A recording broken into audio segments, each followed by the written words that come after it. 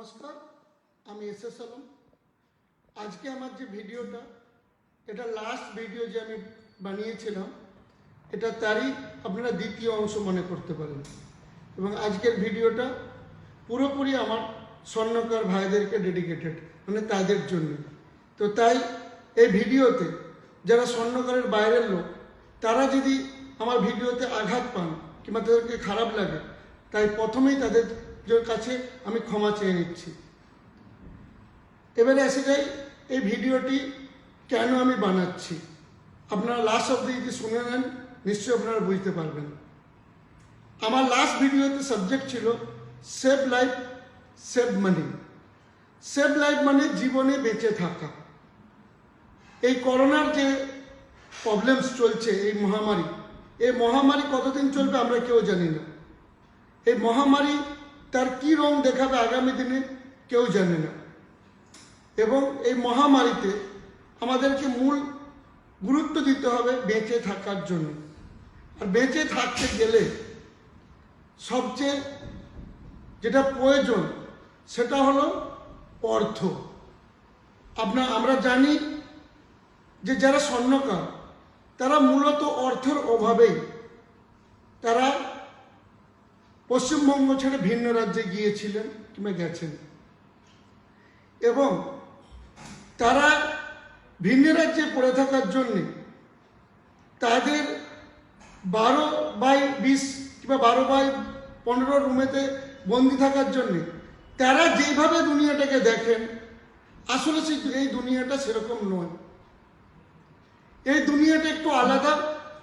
তারা হয়তো সেভাবে, স্বর্ণকাররা সেভাবে এই দুনিয়াটাকে দেখেনি। তো তাই এবার থেকে সময় এসে গেছে স্বর্ণকারের ভাইরা, দুনিয়াটাকে এবারে একটু আলাদাভাবে আপনারা দেখুন। কারণ আগামী দিনটা বড় কঠিন হতে চলেছে। আলাদাভাবে কি দেখবেন সেটা একটু বুঝুন। যেমন আমি বলেছি সেভ মানি, মানে বেঁচে থাকতে গেলে সবচেয়ে প্রয়োজন হচ্ছে অর্থ। আপনারা ভাবুন পিছনে যে একবার, যে আপনারা জীবনে যত টাকা ইনকাম করেছেন তার মধ্যে কত টাকা আপনারা বাঁচিয়ে রাখতে পেরেছেন। কখনো LIC-ওয়ালারা আপনার কাছে গিয়ে বোকা বুঝিয়ে আপনার কাছে পয়সা নিয়ে লক্ষ লক্ষ টাকার LIC করে নিয়েছে এবং তারা লক্ষ লক্ষ টাকা ঘরে বসে ইনকাম করছে। কখনো ক্লাবের লোকেরা আপনাদের কাছে অনেক টাকা ক্লাবের জন্য নিয়েছে, কখনো পুজোর জন্য নিয়েছে, কখনো মসজিদের জন্য নিয়েছে, কখনো মন্দিরের জন্য নিয়েছে, কখনো মাদ্রাসার জন্য নিয়েছে, কখনো পলিটিক্যাল পার্টির জন্য নিয়েছে। এবং সবচেয়ে বড় ক্ষতি যেটা আপনাদের করেছে গ্রামের কিছু লোকেরা এই পশ্চিমবঙ্গে, তারা 10,000 15,000 টাকা কাটা ধান জমি আপনাদেরকে 10 লাখ 20 লাখ 25 লাখ 50 লাখ টাকা করেও বিক্রি করে দিয়েছে। যেখানে আপনারা পয়সা ঢুকিয়ে দিয়েছেন, যেই পয়সাটা আপনারা ঢুকিয়েছিলেন, আজকে একবার হিসাব করে দেখুন যে আপনাদের সেই সোনাগুলো বিক্রি যেগুলো করে আপনারা জায়গা কিনেছিলেন, আজকে যদি সেই জায়গাগুলো বিক্রি করেন, আপনারা কি সত্যিই সেই সোনাটা কিনতে পারবেন? সোনাটা তো অর্ধেক নয়, 25% হয়তো কিনতে পারবেন না। তাহলে এত বছর যে আপনারা টাকাটা ওখানে ঢুকিয়ে দিলেন, তার ইনকাম তাহলে ভাবলে হয়তো আপনার 5 রাত 7 রাত ঘুম হবে না। তো তাই কিছু লোক তাদের নিজেদের মতলব সিদ্ধির জন্য আপনাদেরকে শুধু খালি বোকা বানিয়ে গেছে। এবং এই করোনা কালে আপনাদেরকে চিনতে একটু সুবিধা করে দিয়ে গেছে যে যাদের জন্য আপনারা অনেক কিছু করেছেন, পলিটিক্যাল পার্টি হোক, দেশের লোকেদের জন্য হোক, LIC এজেন্টদের জন্য হোক, ক্লাব, পূজা কমিটি, মাদ্রাসা, মসজিদ, সবাই কিন্তু আপনাদের দিয়ে আজকে মুখ ফিরিয়ে নিয়েছে। আর পলিটিক্যাল পার্টি কি বলবো, আমি যেখানে ঘাটাল মহকুমার বাসী, সেখানে পলিটিক্যাল পার্টিরা আপনার জন্য কি করেছে সেটা আমার চেয়ে বেটার কেউ জানে না। আর আমাদের এখানের MP, মানে আমাদের সম্মানীয় দীপক অধিকারী, উনি প্রেস কনফারেন্সে এসে অনেক কিছু বলেছেন স্বর্ণকারদের জন্য, আমরা পরিযায়ী শ্রমিকদের জন্য করেছি, কিন্তু উনি কি করেছে আমার চেয়ে বেটার কেউ জানে না। সেই জন্য সময় আসুক, নিশ্চয়ই আমি ভিডিওর মাধ্যমে হোক, যে কোনো মাধ্যমে হোক জানাবো আপনাদেরকে।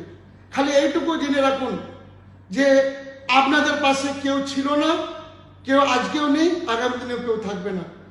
কারণ আপনাদেরকে সবাই মনে করে আপনার একটা টাকার এটিএম, যখনই দরকার হবে ওখান থেকে কিছু টাকা বের করে নেবে। এই কথাটা আপনারাই পারেন বন্ধ করতে। আপনারা জীবনটাকে একটু আলাদাভাবে দেখুন। এবং এই সময় সবচেয়ে বড় কঠিন জিনিস হচ্ছে যে আপনাদের কাছে যে সোনা পড়ে আছে, আপনারা হয়তো মাইন্ড ডাইভার্ট করে লোকের বুদ্ধিতে আপনারা সোনা বিক্রি করে এদিকে ওদিকে লাগিয়ে দেবেন, তাহলে কিন্তু জীবনে সবচেয়ে বড় ভুল করবেন।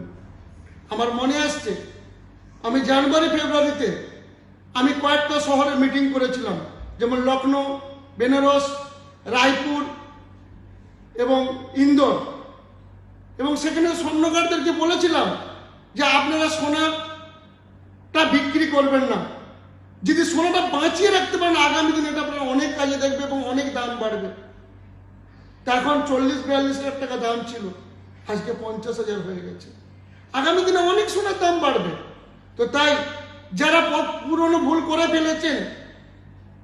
ফেলেছেন, আগামী দিনে ওই ভুল আর রিপিট করবেন না। আর আপনারা জানেন সোনার কাজ, সোনার অনেক বড় ভবিষ্যৎ আছে। এই সোনার লাইনে অনেক ইনকাম করার সুযোগ আছে, অনেক বড় ব্যবসা করতে পারবেন আপনারা যদি বুদ্ধি লাগান। দেশেতে ইনকাম করাটা অত সহজ নয়। আমার চেয়ে ভালো কেউ জানে না। আমি দেশেতে আমার গ্রামেকে ভালোবেসে, আমার এরিয়াকে ভালোবেসে লক্ষ নয় কোটি কোটি টাকা আমি লাগিয়েছি, কিন্তু তার পরিণাম সব ইকুয়াল টু জিরো।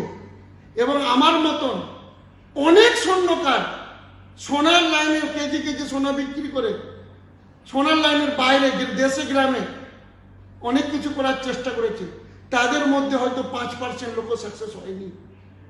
তো তাই আপনারা আপনাদের অর্থটা বাঁচিয়ে রাখুন, আপনাদের সোনাটা সোনাই রাখুন, বিক্রি করবেন না।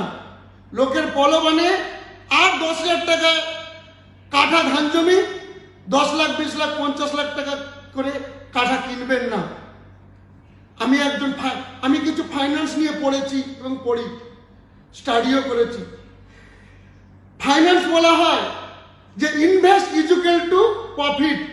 আপনি কত টাকা ইনভেস্ট করলেন, তখন করার আগে আপনাকে হিসাব করতে হবে যে স্যার সেখান থেকে ROI কি পাবেন, মানে রিটার্ন অফ ইন্টারেস্ট, আপনি কত টাকা ইনকাম পাবেন।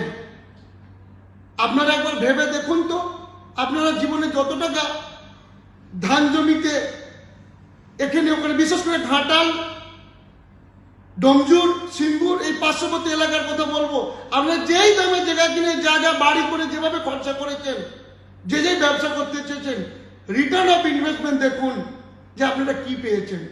রিটার্ন অফ ইনভেস্টমেন্ট মানে ROI, শর্টে বলা হয় ROI। যে কোনো বিজনেস করতে গেলে ROI দেখতে হয়। যেখানে ROI নেই সেখানে পয়সা লাগাতে নেই, পয়সা ইনভেস্ট করতে নেই। পয়সা খালি শুধু একটা জায়গায় ইনভেস্ট করতে হয় যদি আপনার নিজের প্রয়োজন হয়। নিজের প্রয়োজন মানে কি, নিজের শরীরের উপরে। ভালো খান, ভালো পড়ুন, একটা ভালো বাড়িতে থাকুন। হ্যাঁ, এখানে এটাও বলবো ভালো বাড়ির কথা ভাবতে। আপনারা গ্রামে তো অনেক বড় বড় বাড়ি করেছেন, কখনো ভেবেছেন যে আপনারা বাড়ি করতে গিয়ে যে খরচাটা হয় সেই খরচাটা কত দ্বিগুণ হয়েছে? কারণ আপনারা যখন বাড়ি করতে আসেন, আপনাদের যেটা একটা গ্রামের লোক যে বাড়িটা করতে গেলে 10 লাখ টাকা খরচা হবে, আপনাদের পকেট থেকে সে কিন্তু 20 লাখ 25 লাখ করে ডবল বের করে নেয়। সেটা কি করে বের করে, সেটা যারা করে তারা ভালোভাবে এই প্র্যাকটিসগুলো জানে। এবং আপনারা হাটে বাজারে গেলেও আপনারা যখন কোনো জিনিস কিনতে যান, দেখবেন যে গ্রামে গঞ্জের লোকেরা যেই দাম দেয় তার চেয়ে অনেক বেশি দাম আপনাদের কাছে নেয়। কিন্তু রিটার্ন অফ ইন্টারেস্ট, যে আপনারা জীবনে তো সব কিছু দিয়েই গেছেন, সোনাগারে রিটার্ন অফ ইন্টারেস্ট মানে কি পেয়েছে সেইটা দেখতে গেলে আপনারা দেখবেন খালি জিরো। তাই আমার স্বর্ণকর ভাইরা, আপনাদের কাছে আমার হাত জোড়ে উপরে অনুরোধ, আমি জীবনে যেগুলো ফলো করেছি এবং যেখানে ঠকেছি, আমার নিজের ব্যক্তিগত আমার যা শিক্ষা, সেটাই আপনাদের কাছে আমি শেয়ার করলাম। আপনারা প্লিজ আগামী দিনে এই শিক্ষাটাকে নিয়ে আপনারা কাজে লাগান। কারণ এখনো যদি আপনারা শিক্ষা না নেন, এখনো যদি আপনারা ভুলভাল জায়গায় টাকা ইনভেস্ট করে ফেলেন, এখনো যদি সোনা বিক্রি করে আপনারা নষ্ট করে ফেলেন, তাহলে আগামী দিনে সোনার ব্যবসা তো থাকবে, কিন্তু আপনি ব্যবসা করতে পারবেন, ব্যবসা করার জন্য আপনার কাছে পুঁজি থাকবে না। সোনার ব্যবসা একদিন না একদিন স্বাভাবিক হবেই। ততদিন যদি আপনি মনে করেন চালাতে পারবেন, কি করবেন, ঠিক আছে, সামান্য কিছু পয়সা যতটুকু আপনার জরুরত ততটুকু আপনি বিক্রি করে আপনার খরচা চালান। কিংবা আপনার যারা সঙ্গী সাথী ছিল, যারা আপনার সঙ্গে কাজ করেছে, তাদেরকে তাদের খরচার মতন 10% তাদের মাইনে 10%, 20%, 25% টাকা দিয়ে তাদেরকেও, যেমন তারা খেয়ে মেখে পরে বেঁচে থাকে, সেইটুকু খরচা করুন। বাকিটাকে আপনি রিজার্ভ রাখুন, সেভ রাখুন। কারণ ব্যবসা যখন চালু হবে তখন সবচেয়ে বড় কাজে আসবে আপনার ওই সোনা। কারণ আমরা সোনাওয়ালারা জানি আমাদের সোনা নেই, তোমাদের ব্যবসা হবে না। আমাদেরকে আর আগের মতন ব্যাপারীরা অ্যাডভান্সে দেয় না, অ্যাডভান্স দিয়ে কাজ বানায় না। তাই ব্যবসা করতে গেলে যেরকম দোকান দরকার, যেরকম যন্ত্রপাতি দরকার, মেশিন দরকার, যেরকম কারিগর দরকার, সবচেয়ে বেশি দরকার পুঁজি। আর আপনারা জীবনে যত ইনকাম করেছেন, আমিও আমার কথাও বলছি, আমি জীবনে যত ইনকাম করেছি তার অনেক টাকা, অনেক পার্সেন্টেজ ধরতে গেলে অনেক আমরা নষ্ট করে ফেলেছি। কিংবা আমাদের কাছে লোক ধাপ্পাবাজি করে, ধান্দাবাজি করে, চিটিংবাজি করে, ঠকিয়ে আমাদের কাছ থেকে লোক ঝেড়ে নিয়েছে। আগামী দিনে এই সুযোগটা আর দেবেন না। তাহলে আপনারাও আগামী দিনে আবার ঘুরে দাঁড়াতে পারবেন এবং আপনারা যেরকম 10 জন, 20 জনকে, 50 জনকে কাজ দিতেন, আবার দিতে পারবেন। সোনার লাইন এক না একদিন ঠিক দাঁড়াবেই। আজকে দেখুন না আপনারা, আপনাদের সঙ্গে কি ব্যবহারটাই হচ্ছে। আপনারা বাইরে ছিলেন, আপনাদেরকে কজন খোঁজ নিয়েছে, আর গ্রামে আসতে আপনাদের সঙ্গে কিরকম ব্যবহার হচ্ছে আমার চেয়ে বেটার আপনারা জানেন। তো তাই আপনারা এবারে এখনো যদি আপনারা সতর্ক না হন, তাহলে কবে সতর্ক হবেন? এত বড় উদার মন আর দরকার নেই, অনেক হয়ে গেছে উদার মন, উদারতা অনেক দেখিয়ে ফেলেছেন। এখানে একটা কথা বলবো, নিজে বাঁচলে বাপের নাম। তাই এবারে আপনারা বাঁচুন। আর একটা কথা বলবো, ফ্লাইটে যখন চাপেন দেখবেন বলা হয় অক্সিজেন মাস্ক আগে নিজের মুখে লাগান, তারপরে পরকে দিন। তো তাই নিজে বাঁচুন, পরকে পরে বাঁচাবেন। এখনো অনেক সোনাওয়ালা দেখতে পাচ্ছি যে গ্রামে এসে সোনা বিক্রি করে লোকের কথায় এটা ওটা বিলি করছে, টাকা নষ্ট করছে, খরচা করছে। তাদেরকে বলছি, ভাই, এরকম একটা দিন যেমন এসে যায় যে আপনাকেও লোকের কাছে লাইনে দাঁড়াতে হয় কিছু খাদ্যর জন্য, এরকম দিনও হয়তো একদিন আসতে পারে।